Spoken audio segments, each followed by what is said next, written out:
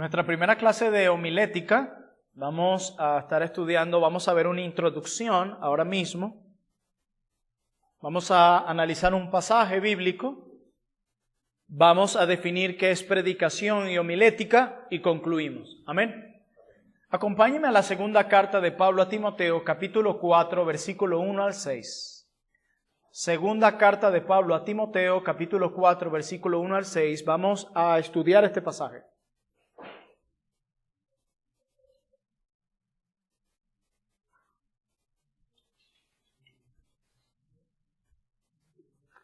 Segunda Timoteo capítulo 4, versículo 1 al 6. Ahorita me recuerdan que tienen una tarea para el próximo mes, aparte de leer el libro de Richard Baxter, ¿ok? Dice la palabra de Dios en Segunda Timoteo 4, versículo 1 al 6.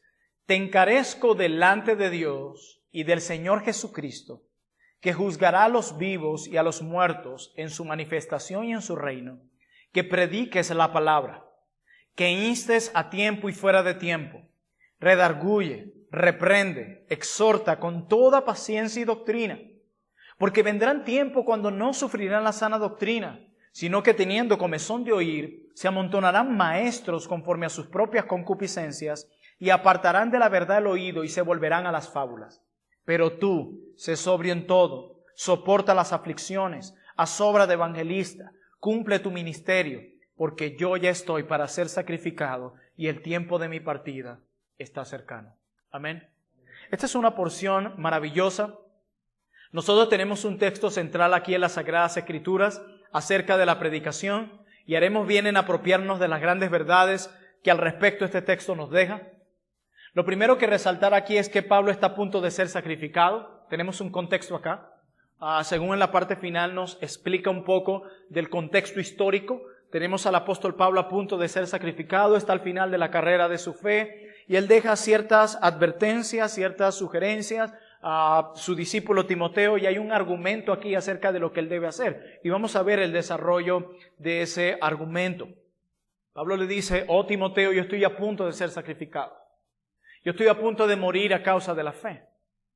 Y hay un peligro que se vislumbra en el horizonte, Timoteo. ¿Y cuál es ese peligro según el texto?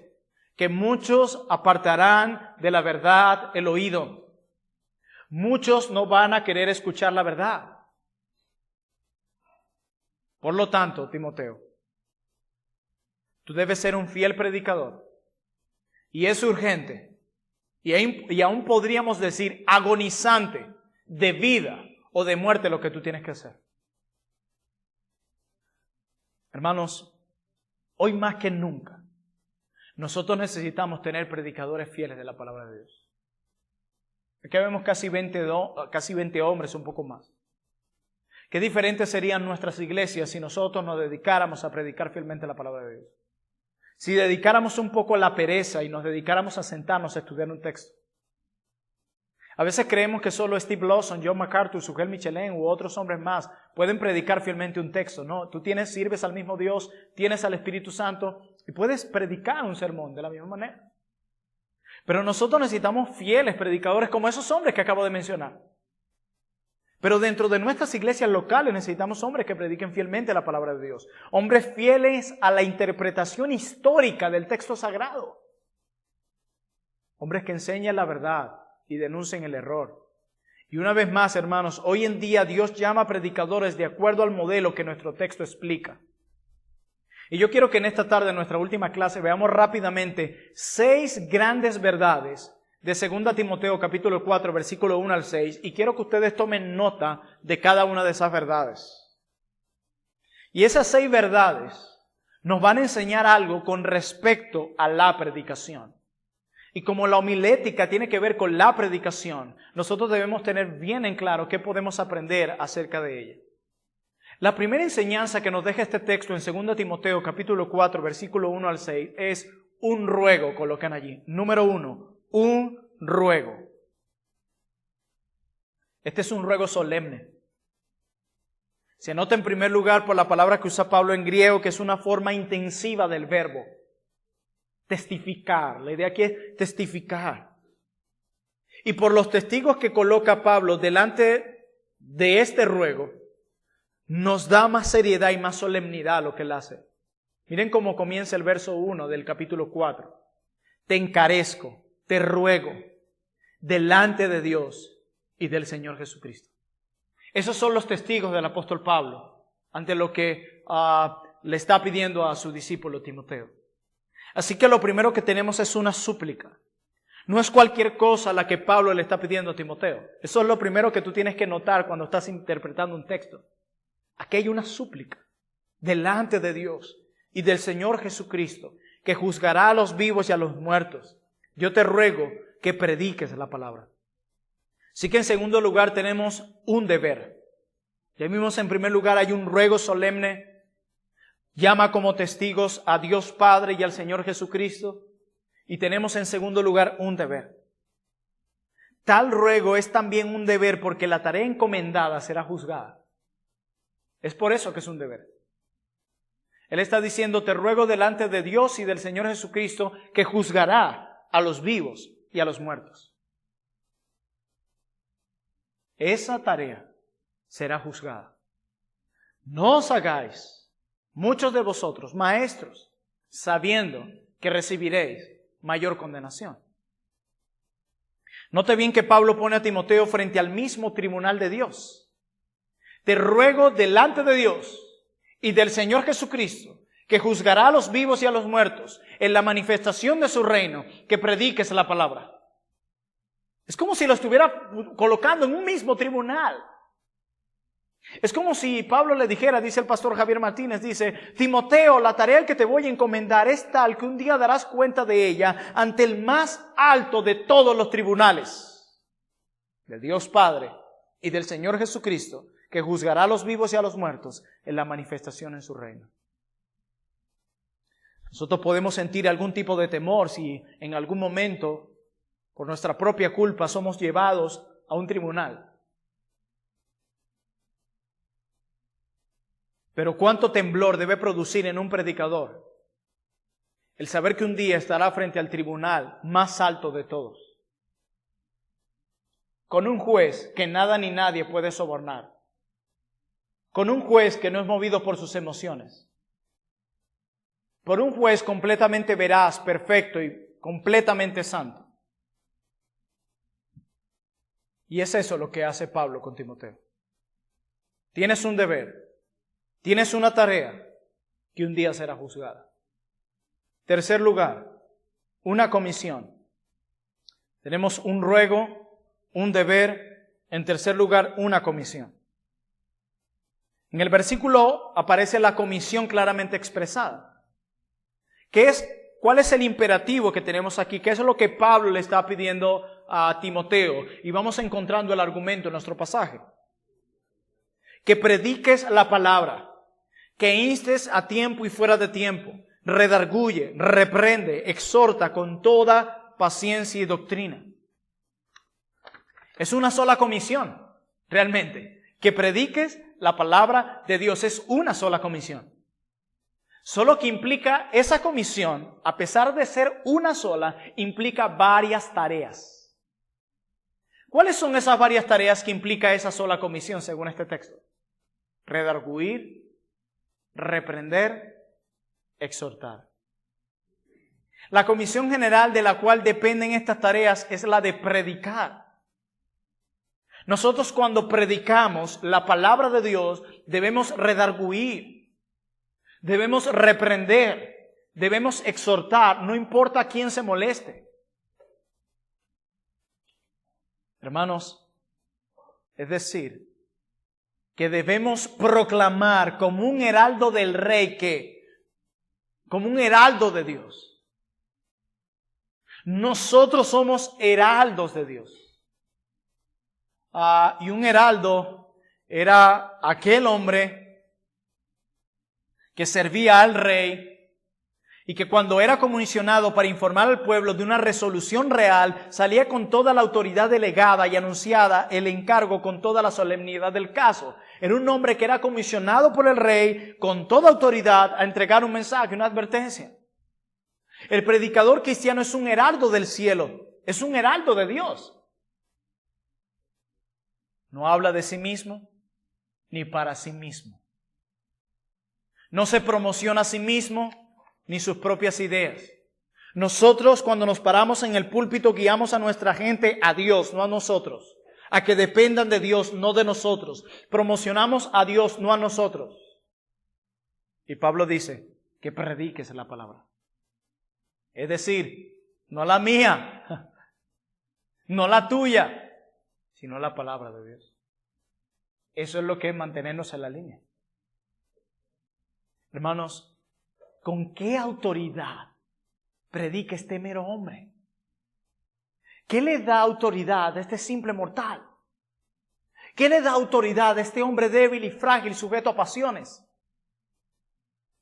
Con la autoridad que le da el cielo mismo. Y la misma palabra que predica le da esa autoridad, porque la palabra de Dios tiene autoridad. La autoridad no está en este hombre, sino en quien lo comisionó y en la palabra que él habla. Y está la autoridad. Pero el apóstol también nos dice cuándo se es predicador. A tiempo y fuera de tiempo. Y si no me equivoco, la palabra que se usa aquí en el griego no es la palabra de horario que nosotros usamos, sino de época. O sea que debemos predicar la palabra de Dios en cualquier época. No importa si nuestros días han sido difíciles, de más inmoralidad que otros tiempos. Debemos predicar la palabra de Dios en todo tiempo. Y él dice, ¿cuándo? A tiempo y fuera de tiempo. ¿De qué forma? Insta, con toda paciencia y doctrina. Es decir, el predicador lo es siempre en fuera y fuera del púlpito y su tarea la realiza adoctrinando con paciencia y levantando constantes ruegos a los hombres para que se reconcilien con Dios. ¿Se acuerdan que somos embajadores? Es la misma boca de Dios que ruega a través de los hombres mortales. Así que no solamente encontramos un ruego, un deber, una comisión, sino en cuarto lugar, una razón. Una razón. ¿Por qué este encargo es tan urgente? ¿Qué hace de este encargo algo tan urgente? Dice el texto. La razón la encontramos en los versos 3 y 4. Porque vendrán tiempos cuando no sufrirán la sana doctrina, sino que teniendo comezón de oír se amontonarán maestros conforme a sus propias concupiscencias y apartarán de la verdad el oído y se volverán a las fábulas.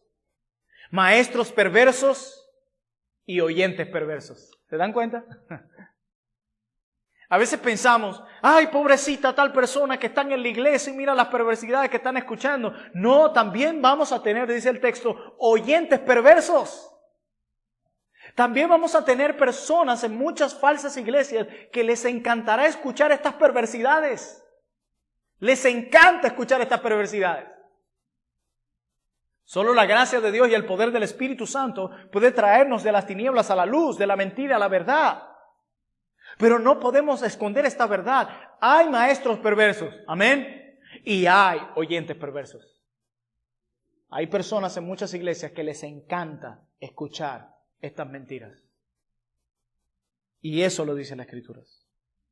Muchos enseñarán y a otros los querrán escuchar. Aunque el hombre no quiera oír la verdad, y eso nos pasará a nosotros, la verdad debe ser proclamada, aunque los hombres no quieran escucharla. Porque la verdad es lo único que puede hacer al hombre libre. Incluso la verdad de Dios, la palabra de Dios, va a ser el parámetro en el día del juicio. Por eso hay que proclamarla, aunque muchos no quieran escucharla. Que cada idea que tú des, sea económica, política, social, tenga la palabra de Dios. Hermanos, el predicador no solo habla la verdad, todo predicador debe denunciar el error. Todo. Y eso parece ser una labor olvidada en este tiempo. El denunciar el error. Mira, así como nosotros debemos denunciar a los políticos corruptos, debemos denunciar a los pastores malvados, a los ladrones, a los mentirosos, a los fornicarios. Todo debe ser denunciado, no solo una cosa, todo. Para que haya consistencia en nuestros discursos. El predicador debe saber que no va a ser popular. Más bien será odiado y aborrecido.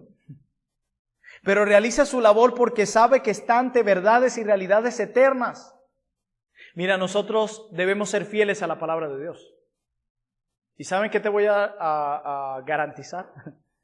Que vas a ser amado por Dios y odiado por los hombres, pero amado por Dios. Y eso es lo que importa. En quinto lugar, ya tenemos un ruego, un deber, una comisión, una razón y en quinto lugar, una advertencia.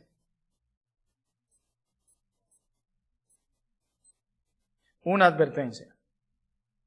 Sin embargo, Pablo quiere ser absolutamente honesto con su sucesor, su amado hijo Timoteo. La Biblia es realista. La Biblia nunca trata de ocultarnos la realidad. Por lo tanto, Pablo le advierte que el ministerio está lleno de aflicciones. Mira cómo le dice Pablo a Timoteo, dice, pero tú sé sobrio en todo, soporta las aflicciones. No obstante, a pesar de las dificultades, debes seguir adelante hasta completar la obra que Dios le encomendó, tal y como lo hizo el apóstol Pablo, según el versículo 7 y 8, como tú lo viste en mí. Debes seguir predicando. La razón es estos falsos maestros. Te voy a advertir que vas a sufrir. Y en sexto lugar, una sucesión. Tenemos un ruego, un deber, una comisión, una razón, una advertencia y una sucesión. ¿Y qué pasa si muere Timoteo? ¿Quién va a continuar con esto? Pastor Miguel Núñez, el año pasado, cuando yo estuve en Por Su Causa 2018, Por Su Causa 2017, perdón, había un tema que él hablaba, donde él decía, ¿qué vamos a hacer ahora? Se llamaba el tema. Conocemos miles de verdades, Dios nos ha permitido un gran conocimiento a esta generación, pero ¿qué vamos a hacer ahora? Y la exposición del pastor Miguel era que debemos dejar un legado a las otras generaciones. Nosotros nos estamos preocupando muy poco por las otras generaciones. Pablo estaba muy preocupado por las otras generaciones. Esta es una cadena que debe continuar, generación a generación, se debe pasar todo esto, la predicación de hombres fieles. Dice en 2 Timoteo capítulo 2, versículo 2, lo que has oído de mí ante muchos testigos. Esto encarga a hombres fieles, que sean idóneos para enseñar también a otros. En otras palabras, mis hermanos, la labor de todo predicador, la labor de todo pastor, no termina con la predicación. ¿Saben dónde? Termina con la preparación y la encomendación de otros a esta maravillosa obra que debe continuar sin parar hasta la venida de nuestro amado Salvador Jesucristo. Nosotros debemos capacitar hombres. Toda iglesia bíblica debe estar formando nuevos hombres. Todo pastor debe tener a su Timoteo. Pastor que estás aquí, ¿quién es tu Timoteo? ¿A quién tienes bajo tu brazo ahí enseñándole, mentoreándole, instruyéndole, velando por él?